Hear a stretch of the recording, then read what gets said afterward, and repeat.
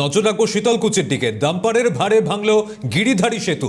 শীতলকুচির 12মাসিয়া এলাকায় ঘটনায় চাঞ্চল্য ছড়ায়। মালবাহী ডাম্পার শীতলকুচি থেকে সিতাই যাচ্ছিল, আর সেই সময় মালবাহী ডাম্পারের ভারে ভেঙে পড়ল সেতু। সেই ছবি দেখাচ্ছে আপনাদের।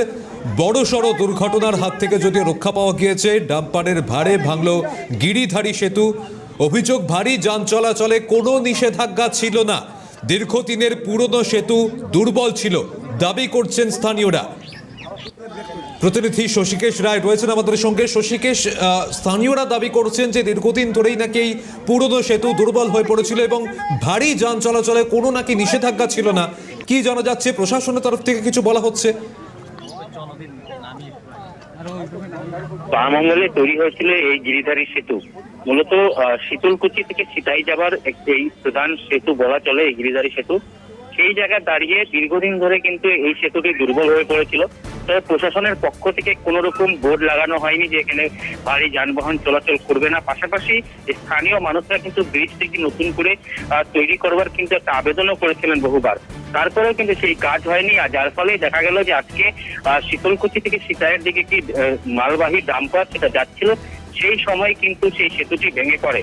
বিকট একটি আওয়াজে কিন্তু এলাকার মানুষ যখন বেরিয়ে এসে দেখে যে ব্রিজটি ভেঙে গিয়েছে, এলাকার মানুষের মধ্যে কিন্তু একটা চাঞ্চল্যকর পরিস্থিতি তৈরি হয়েছে। পাশাপাশি এটা চিন্তার বিষয় তাদের হচ্ছে, তার কারণ যে এই ব্রিজ দিয়ে প্রচুর সংখ্যক মানুষের যাতায়াত করেন।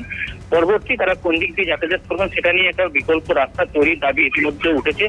পাশাপাশি যাতে ব্রিজটি নতুন করে তৈরি করা সেটাও দাবি তুলেছে। তবে প্রশ্ন একটা জায়গায় সাধারণ মানুষ তুলছেন, যেটা হলো যে দীর্ঘদিন ধরে এই সেতু দুর্বল থাকার পরে কেন প্রশাসনের পক্ষ থেকে বোর্ড লাগানো হয়নি যাতে এই ভারী যানবাহন এই ব্রিজ দিয়ে না যায়। পাশাপাশি ব্রিজটির যাতে নতুন করে সংস্কারের দাবি যেটা তোলা হয়েছিল সেটা করা হয়নি। সব মিলিয়ে এই ঘটনায় কিন্তু একটা উদ্বেগ তৈরি হয়েছে এলাকার মানুষের মধ্যে।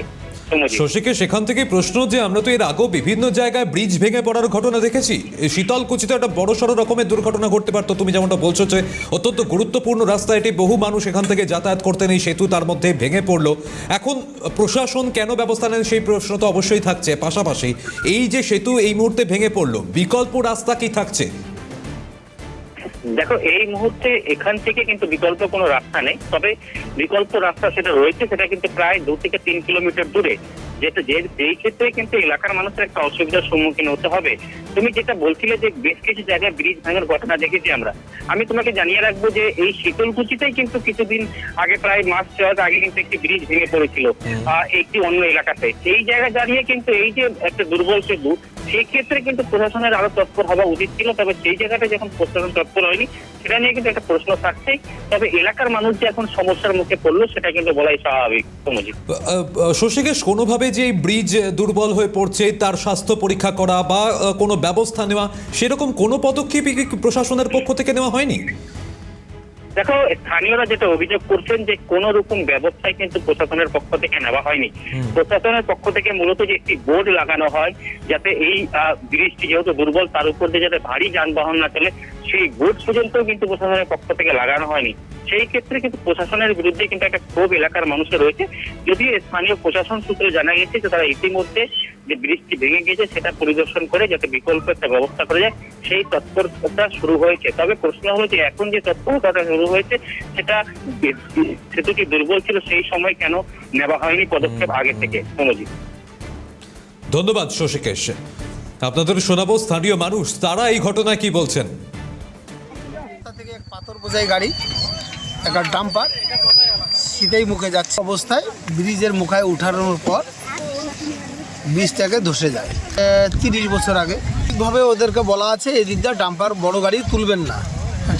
এর আগে কিছুদিন আগে দেওয়া ছিল। এটা ডাম্পার আমরা যেটা জানি কুচবিহারের নাকি বলে, ওই তো কুচবিহার কুন্ডিবাড়ি। এই লাখ মানুষ যাওয়া আসা করে গেল। এখন কিভাবে যাতায়াত করা? এখন প্রশাসন দেখি কি ব্যবস্থা করে। ব্রিজটা আগের থেকে দুর্বলই ছিল, উঠে গেছে গাড়ি ব্রিজে, এই ব্রিজ বসে গেল। গাড়ির মধ্যে কিছু বিজ্ঞপ্তি দেয়নি, মৌখিক কিছু এলাকার লোক বলছিল যে ব্রিজটা দুর্বল আছে, লোড গাড়ি উঠাবেন না। আচ্ছা, ভোর 6টার দিকে একটু আজকে কুয়াশা আছে, কার কথা কে শোনে।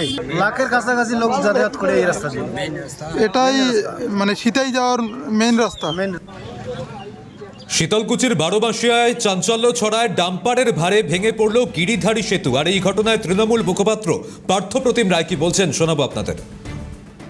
ওখানে কিছু ভারী ট্রাক যানবাহন সেদিকে চলাচল করায় বৃষ্টি হয়তো ভেঙে পড়েছে।